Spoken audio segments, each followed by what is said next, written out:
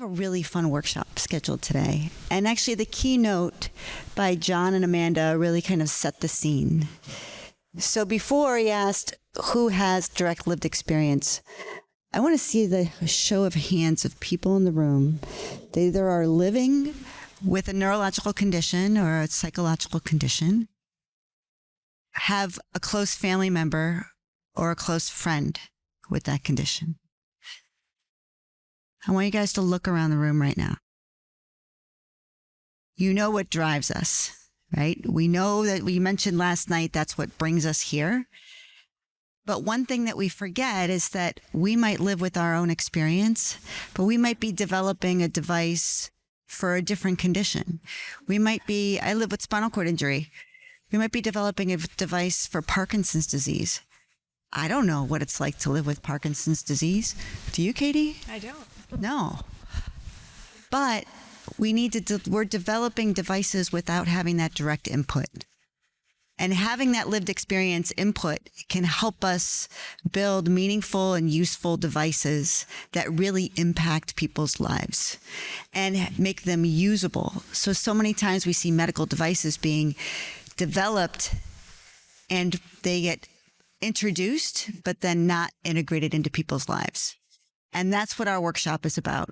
Our workshop is about co-creating with that lived experience.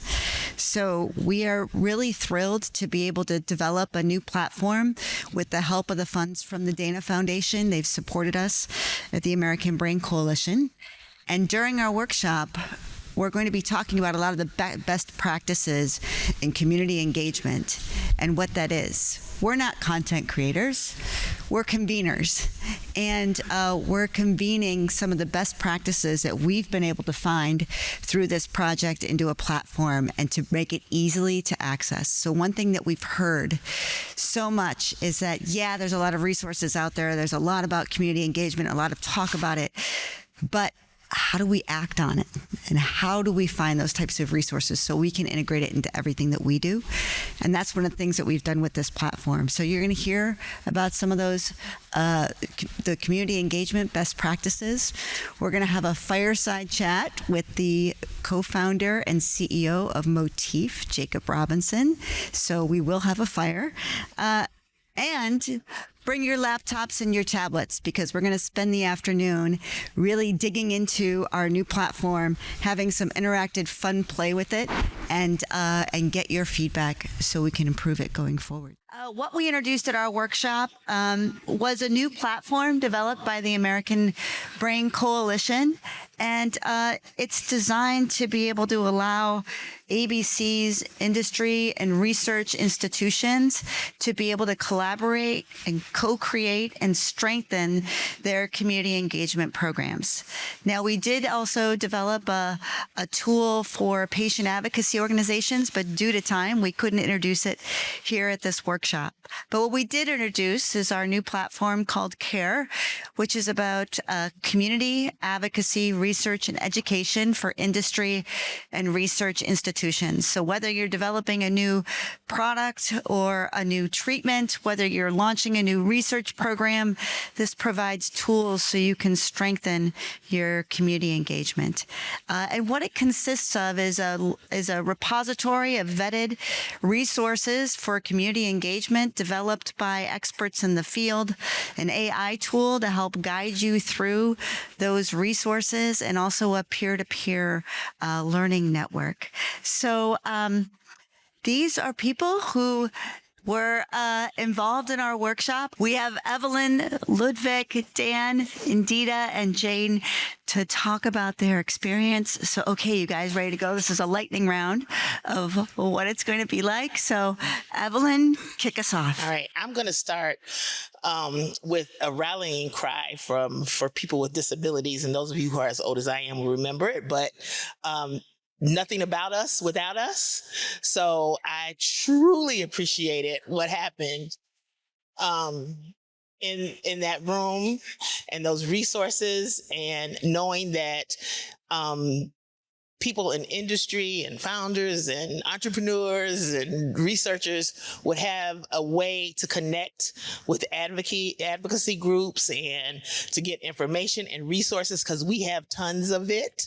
And so you know where to get. And the other thing that I really, really appreciated about being in that room is how much almost everybody in the room really saw the importance of having folks with lived experience be a part of it.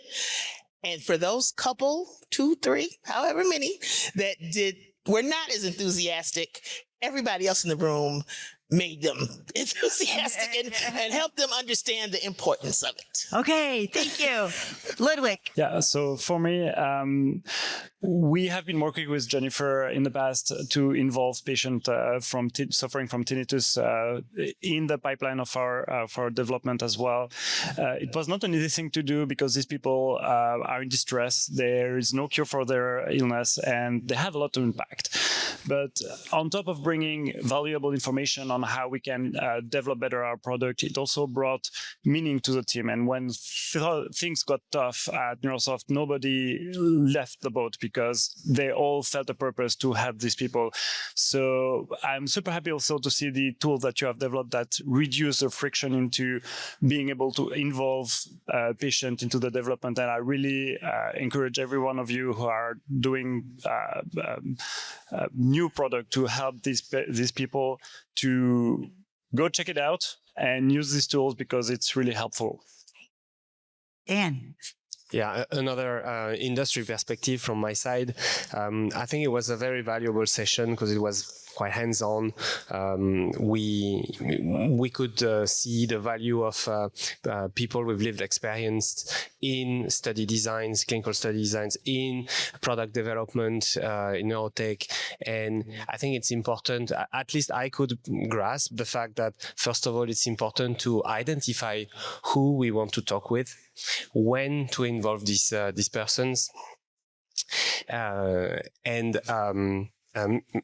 also the fact that people with lived experience, they give their story for as a commitment to co-create together. So it's not just, I have a question, I have an answer to my question. I think we insisted on the fact that it's really a commitment to co-create together. And I think that has a lot of value. Thanks, Dan. Indita. Yes, my name is Indita. If the hair wasn't enough of a giveaway, I am a person with lived experience. So for those of you that were enthusiastic about this, it was apparent. Your energy was contagious.